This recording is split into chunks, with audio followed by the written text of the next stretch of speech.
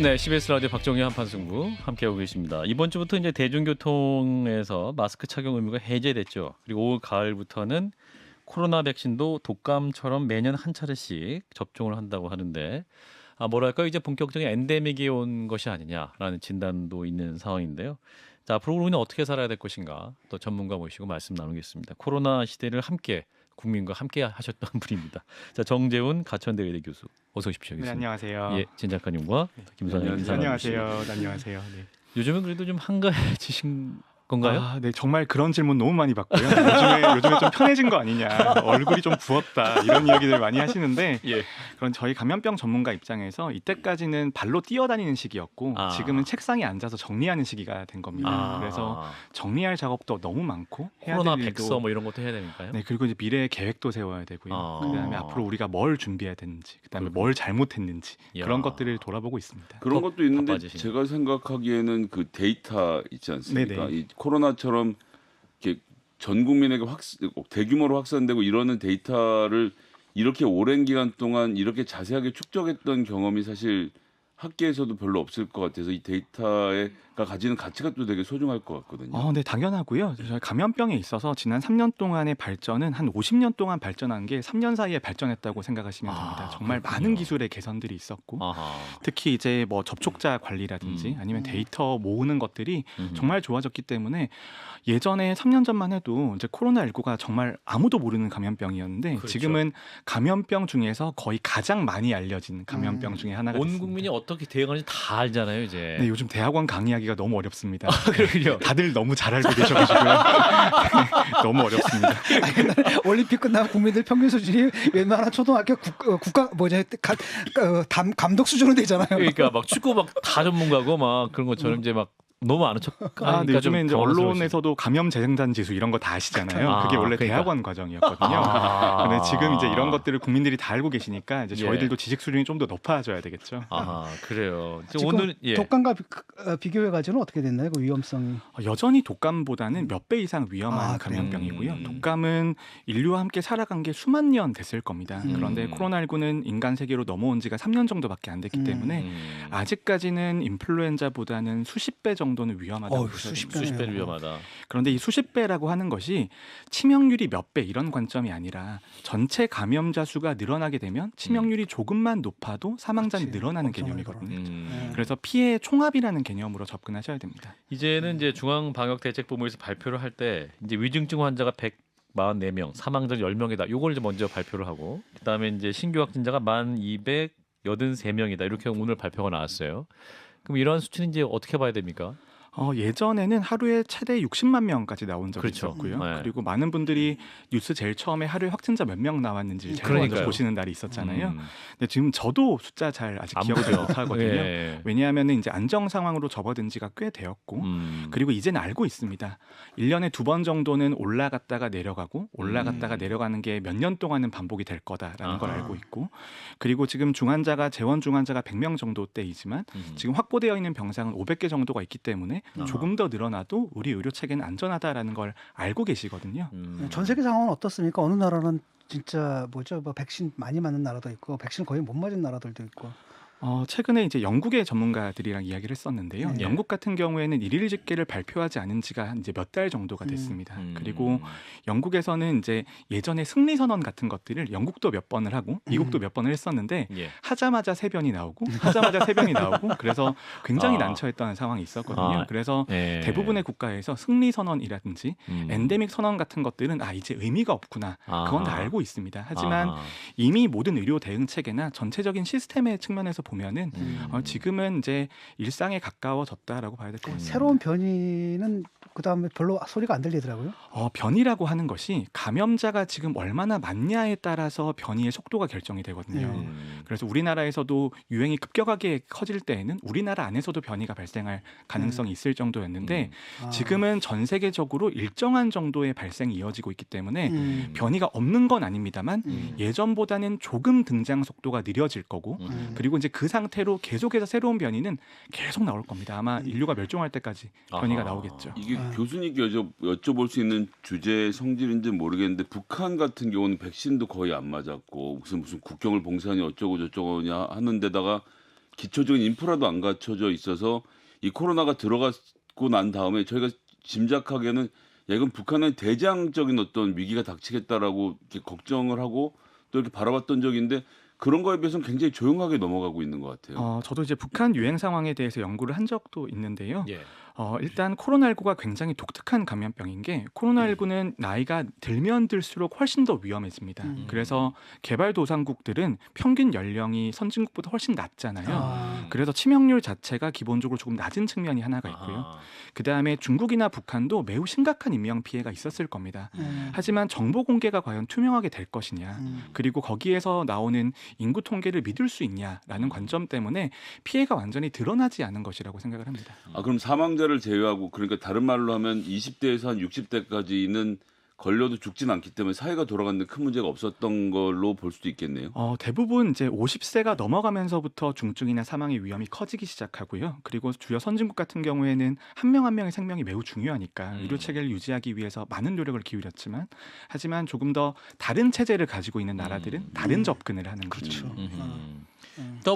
WHO에서 이제 엔데믹으로의 전환을 예상하고 있는 것 같던데, 근데 아까 이제 교수님께서는 엔데믹 선언이 의미 없다 이렇게 말씀하셨잖아요. 그럼에도 불구하고 이제 전 인류적으로 이게 좀 선언은 좀 마침표는 필요할 것 같기도 한데. 뭔가 이렇게 뭐죠? 인디펜던스 데이처럼 뭔가 독립의 이렇게 날. 딱 디 네. 엔드 오브 코로나. 요즘 드라마 보면은 예. 드라마 결말이 이상하게 나서 굉장히 아. 욕먹는 드라마들이 많잖아요. 그렇죠. 그래서 결말을 어떻게 맺냐가 매우 중요한데, 그렇죠. 저는 코로나19는 기본적으로 열린 결말이 될 수밖에 없다고 생각하고, 좋은 말이네요. 네, 열린 결말이라고 하는 것이 지금 끝났어요라는 건 이제 음. 없거든요. 아하. 네, 그래서 무한히 이어지는 겁니다. 독감같이 또 올 거니까. 네, 그래서 WHO에서 올해 1월 정도에 다시 한번 검토를 썼습니다. 이제 음. 엔데믹 선언을 할 것인가 말 것인가. 음. 그런데 아직 엔데믹 선언하기에는 조금 이르다고 판단했던 이유 중에 하나가, 첫 예. 번째는 이제 변이가 계속해서 등장할 거기 때문에 앞으로 새로운 변이가 아까 예전에 델타나 오미크론처럼 뭔가 큰 변화가 있게 되면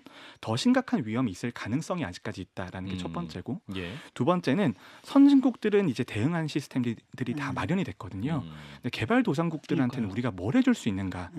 WHO는 기본적으로 전 세계를 대표하는 기관이기 때문에 예. 전 선진국에 대한 접근 방식이랑 개발도상국의 접근 방식은 다를 거라고 생각을 합니다.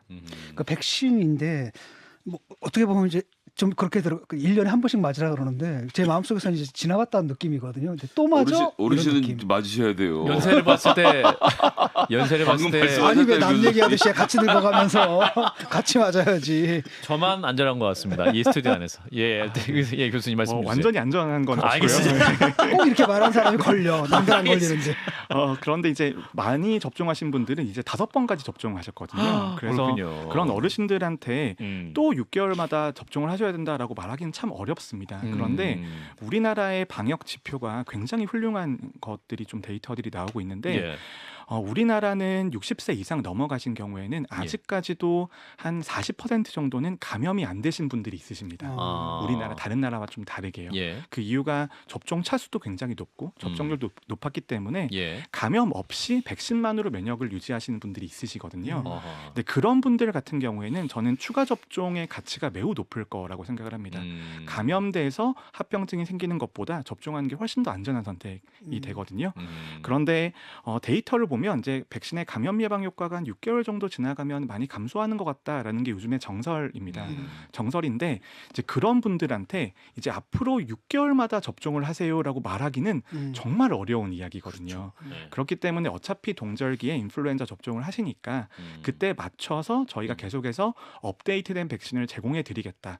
그 정도가 국민들의 입장에서는 제일 수용 가능한 선이라고. 저도 작년 11월에 해서 4차례 맞았고 그러면 저 아직 코로나에 공식적으로 걸린 적은 없거든요. 나온 적은 없는데 그러면 이제 저 같은 경우가 이제 대표적으로 겨울마다 한 번씩 맞으면 된다는 말씀으로 알아들으면 되는 거죠. 네, 그렇습니다. 그런데 예. 이제 조금 연령대가 어리신 경우에는 예. 우리나라가 전체 감염 중에 3분의 2나 찾아냈지만 예. 다른 말로는 3분의 1은 감염돼도 확진되지 않으신 경우들이 있거든요. 아하. 모르고 지나가. 네, 그런 경우들은 뭐 모르고 지나가셨거나 아니면 검사를 안 받으셨거나 아하. 그런 경우인데, 이제 그런 것까지 감안을 해도 그래도 저는 1년에 한 번 정도 접종하시는 건 충분히 좋은 선택이라고 생각합니다. 근데 여전히 또 그래도 백신의 안전성에 대해서 또 불신하시는 분도 있으실 수 있고 또 이게 부작용 때문에 이거 나 그래도 뭔가 좀 안 좋았어. 또 어떤 게 있었어. 뭐 이렇게 또 말씀하시는 분도 있어서 의학적으로 좀 결론을 내주세요. 제가 아마 백신 관련해서 가장 고생을 많이 하고 아마 데이터도 가장 많이 본 가장 많이 사람 보유하신 중에 하나일 분인데. 텐데요. 이제 백신이 매우 드물지만 치명적인 이상 반응들이 있습니다. 아스트라제네카 백신도 그랬었고 화이자나 모더나 백신들도 심근염 문제가 있었었고요. 그런데 그런 것들의 발생 가능성은 매우 낮고 그다음에 또 하나는 처음에 우리가 접종을 권고해 드릴 때는 감염 예방을 목적으로 권고를 해드렸잖아요. 그렇죠. 그래서 이제 감염되는 것보다 접종하는 게 좋습니다. 이런 식이었는데 지금의 상황은 감염을 피하기는 매우 어렵거든요. 언젠가는 거의 모든 사람들이 걸린다. 다 감염되시는 상황인데 그럼 거기서의 비교는 뭐냐면 감염됐을 때 생기는 합병증과 접종했을 때 생기는 합병증의 발생률의 비교입니다. 그건 수십 배, 수백 배 정도 차이가 나거든요. 그렇기 때문에 어차피 지금은 감염을 피하기가 매우 어려운 상황이고 그렇다면 접종을 해서 중증이나 사망을 막는 게 가장 좋은 선택이라는 거죠. 요번에 그 중국에서 발견되지 않았습니까? 뭐 너구리가 뭐 숙주였다 뭐 이런 얘기들이 있는데 그건 뭐 믿을만한 겁니까? 이제 많은 이론들이 있고 일부는 음모론에 가까운 것들도 있는데 저는 예. 이런 것들은 검증 불가능한 영역에 이미 들어갔다고 생각을 합니다. 어떤 근거가 나와도 반론이 나올 수밖에 없는 그런 상황입니다. 그러니까 이제 그런 건 다른 말로 하면 저희가 지금 이해하고 있기로는 그러니까 중국 등 그 야생의 지역과 인류가 맞닿아 있는 사람들이 우리가 식용으로 먹던 것 외에 다른 육류들을 섭취하는 과정에서 감염이 많이 되고 있는 거 아닙니까? 그러면 그런 일이 계속되면 앞으로도 계속 이런 종류의 질환이 똑같이 또 번져 나갈 수 있는 가능성도 우리가 열어두어야 하는 것이겠죠. 네, 뭐 한 번 있었던 일은 한 번, 두 번 안 생길 수도 있고, 근데 두 번 생기면 세 번 꼭 생기고, 세 번 생기면 무조건 네 번까지 가지 않습니까? 우리나라도 신종플루가 있었고요, 메르스가 예. 있었고, 코로나가 있었으면은 예. 다음엔 또 새로운 감염병의 위협이 있을 거라고 보는 게 너무나 당연한 일인 것 같습니다. 예. 근데 문제는 주기가 얼마이고, 그리고 다음 감염병 위기 때까지 우리가 얼마나 준비가 되어 있냐. 저는 그게 가장 중요한 부분이라고 생각하는데요. 예. 근데 이 준비의 핵심은 반성이라고 생각합니다. 반성. 근데 우리나라 방역 정책이 저는 나쁘지 않았다고 생각을 합니다만 그래도 정말 철저하게 반성을 할 부분들이 굉장히 많거든요. 근데 그런 반성과 이제 반성에 대한 피드백이 있어야지. 예를 들어서 어떤 게 반성 있습니까? 뭐 반성해야 돼요? 저는 이제 그래도 첫 번째는 이제 국민들에 대한 소통이라고 생각을 하고요. 음. 접종이라든지 예. 사회적 거리두기 같은 것들이 왜 필요한지, 그다음 이게 의미가 무엇인지를 좀 잘 설명해 드려야 됐다고 생각을 하는데요. 예. 근데 서구권과 다르게 이제 일본과 대만, 우리나라가 굉장히 방역이 잘 됐다고 평가를 하는데 전 그 이유 중에 하나가 국민들께서 개인의 권리보다는 공공의 이익을 훨씬 더 우선하셨기 때문이라고 하지 말라고 하면 안 생각하거든요. 하죠. 나라가 네. 하지 말라고 하면. 그런데 이제 반면에 그렇다면 공공의 이익을 위해서 개인의 권리나 선택권이나 아니면 개인의 위협이 어디까지 용인되는가에 대한 고민이 조금 있어야 되고 그렇죠. 그런 것들은 철저하게 과학적인 근거가 제공이 되어야 되는 거거든요. 예. 저는 예를 들어가지고 우리가 그때 추적한다 그래가지고 진짜 뭐 사생활 침해까지 갖고 서구 사람들이 그걸 딱 들으면 어떻게 저런 일이 가능하냐. 동선이 공개되고. 동선 공개되고 뭐 이런 일이 있지 2020년 않습니까? 생각해 보시면 구청 홈페이지에 그게 다 감염되신 있었어요. 분들의 동선이 5분 단위로 공개돼서 올라왔었거든요. 예. 근데 그런 것들이 사실 초기에 백신이 개발되지 않았을 때 확산을 막는 데는 중요한 역할을 했을 겁니다. 그런데 그런 분들에 대해서는 어떻게 보호해드릴 수 있었을까? 그다음에 다음에 새로운 감염병이 오면 그런 것들을 어떻게 해결해줄 수 있을 것인가? 그런 관점이 매우 중요하겠죠. 저 감염병의 경우는 특히나 자영업자들 같은 경우는 이 다음번에 무슨 감염병이 오더라도 똑같은 피해를 지금처럼 보실 수밖에 없는 상황이 우리가 가정해 놓을 수밖에 없지 않습니까? 어쨌건 백신이 만들어지기 전까지 확산을 막는 것이 방역 당국의 목표가 될 수밖에 없을 테고요. 이런 것도 좀 더 업그레이드된 형태로 다음번에는 우리가 대응할 수 있게 될까요? 네, 저는 정말 중요한 지적이라고 생각을 하고요. 근데 이 우리나라가 이런 팬데믹을 처음 겪어보다 보니까 예. 법적이나 뭐 거버넌스 측면에서의 좀 모자란 부분들이 많았습니다. 지금 우리나라가 대부분 법적 근거가 감염병 예방 및 관리에 관한 법률인데요. 그게 3년 동안 30번 개정됐습니다. 아하. 네, 그 정도로 절박하게 상황이 돌아갔던 거였는데 저는 이런 공중보건 위기가 있으면은 공중보건 위기에 대한 법률이 조금 있어야 되고 그 법률에 근거해서 소상공인도 보상을 해드리고 접종의 캠페인에 대해서도 이상 반응이 생기는 것들은 보상을 해드리고 그런 것들이 별도의 법 체계로 좀 분리가 되는 게 맞지 않나라고 생각을 합니다. 이거 좀 다른 문제일 수도 있는데 이게 또 새로운 팬데믹은 내가 뭐 우리가 누구나 다 예상하지 않습니까? 어떤 형태로든 올 수밖에 없다. 몇 년 안에 네네. 또 온다. 네네. 근데 이제 그것들이 보게 되면 무슨 되게 이제 뭐 동물에서 감염돼서 낙타 뭐 그다음에 요번에 뭐 박쥐니 뭐 너구리니 뭐 이런 얘기가 나오는데 이건 사실 뭐 약간 SF적인데 요즘 뭐 시베리아 동토가 녹으면서 거기서 옛날 그 바이러스들도 나오고 오늘 가보니까 7,000m 거기 뭐 히말라야에서도 무슨 뭐가 나오고 그래서 뭐 굉장히 불안하거든요. 갑자기 옛날에 교수님 표정이 최근에 나름 불안하다고 최근에 그러시는데. 그 작가님들이랑 그다음 PD님들이 미래 감염병 시나리오에 대해서 봐달라고 정말 많이 오시거든요. 근데 이런 이야기 정말 많이 하시더라고요. 정말 많이 하시는데 그래서 뭐 저 표정을 지으셨구나. 실험실 노출, 시베리아 동토 이런 이야기를 많이 들었는데 저는 이제 가장 현실적인 가능성은 아까 소장님 말씀하신 것처럼 예. 인간과 동물 사이의 접촉을 통해서 인수공통 감염병이 넘어오는 게 가장 현실적인 시나리오라고 식품을 생각을 통해서. 하고요. 아니요, 인수공통 인수공통. 감염병. 그래서 조류 독감 같은 것들이 이제 사람에서 유행한 인플루엔자와 결합했을 때 매우 심각한 바이러스가 될 가능성이 있거든요. 근데 그런 것들에 대해서 준비를 해야겠죠.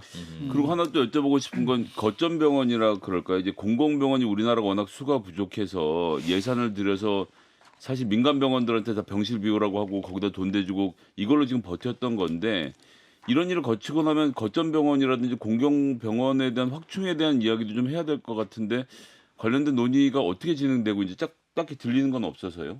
지금 이제 국가감염병 병원이 지금은 이제 국립중앙의료원이나 이런 데서 설립이 될 것을 준비를 하고 있는 단계이고요. 그런데 이제 아까 말씀하신 것처럼 병상에 대한 준비라는 게 조금 좀 어렵습니다. 왜냐하면 코로나19에 대비하기 위해서는 병상 2,800개가 필요했고요. 메르스에 대비하기 위해서는 병상이 100개만 필요했거든요. 그런데 2,800으로 맞춰버리면 평상시 시기에는 그렇죠. 그거는 유지관리 유지관리 비용이 드는 거니까 우리가 어디를 목표로 할 거냐가 명확하게 정해져야 되는 거고요. 그리고 또 하나는 이제 국가감염병 병원이나 이런 것들이 있어도 거기를 돌릴 인력과 뭐 이제 사람들이 있어야 되는데 그렇죠. 요즘 필수 의료의 위기라는 이야기가 나오잖아요. 소아과 의사도 없다 뭐 이런 얘기하고. 네, 전국에 감염병하는 예방의학과 의사도 정말 몇 명 없습니다. 그래서 몇 명 없는데 이제 실제로 인력을 어떻게 채울 것인가, 그다음에 그 시스템을 어떻게 유지할 수 있을 것인가의 관점으로 접근을 해야 되는데 예. 하지만 지적하셨던 것처럼 우리가 이번에 민간 병원을 활용을 하면서 민간 병원 손실보상금으로 수조 원이 나갔거든요. 근데 그 수조 원을 미리 투자를 해뒀으면은 훨씬 더 적은 비용으로 넘어갈 수 있지 않을까라는 아쉬움은 있는 거죠. 수조 원이 나갔군요. 네. 그 돈으로 다른 병원을 지었다면 그때 그거 쓸 때는 아무도 뭐라고 이의를 제기할 수 없었기 때문에 무조건 지어놓고 다 또 쓴 매년 거죠. 동안 또 놀릴 수도 없고. 네, 그렇습니다. 사실 네. 굉장히 유연하게 딱 전환할 수 있는 시스템을 만들어야 되는 거죠. 어느 정도는 확보를 해두고 그거, 나머지는 빨리 넘길 수 있게 하는 네. 그런 준비를 해야겠죠. 그 이제 질병관리청에서 앞으로 준비하게 되는 건가요? 그런 종류의 준비들은? 네, 질병관리청이 주도로 이제 할 거고요. 그리고 이제 보건복지부도 해야 되고, 그 다음에 이런 주간 부서의 일이 아니라 정부 전체 일이라고 생각을 하셔야 됩니다. 그렇죠. 이게 행정안전부의 일이기도 하고요, 과학기술정보통신부의 일이기도 한 거거든요. 이제 마스크를 이제 벗게 되지 않습니까? 다? 근데- 지금은 이제 병원, 약국, 노인 요양시설만 이제 의무가 유지가 되고 있고, 네. 이제 곧 권고로 전환될 수 있을 거라고 생각을 합니다. 그럼 앞으로 이제 그러면 개개인의 일상생활에서 어떻게 살아야 될지 마지막으로 이거 조언을 다 쓰고 해주신다면. 다니더라고요. 저는 아까 제가 처음에 말씀드렸지만 이제 네. 너무 잘 알고 계셔서요. 예. 제가 뭘 덧붙일 필요가 없을 거라고 생각을 하고요. 벗으라 그래도 다 다 쓰고 교수님 다녀요. 때문에 그렇습니다. 교수님 항상 방송 나오셔서 말씀해 주셔서 그 효과라고 네, 생각합니다. 그렇게 생각해 주면 너무 감사합니다. 예. 이제 사실상 위드 코로나 시대가 됐고 이제 이것을 일상에 함께 어떻게 다룰 것인가 국민들도 알게 되는데 이제 보다 전문화되고 또 교수님 말씀하신 그 반성 위에 더 좋은 정책, 좋은 대안을 마련해야 할 시기가 아닌가 싶습니다. 오늘 여기까지 말씀드렸죠. 가천대 의대 정재훈 교수였습니다. 고맙습니다. 네, 교수님. 감사합니다. 좋아요? 구독. 알림 설정.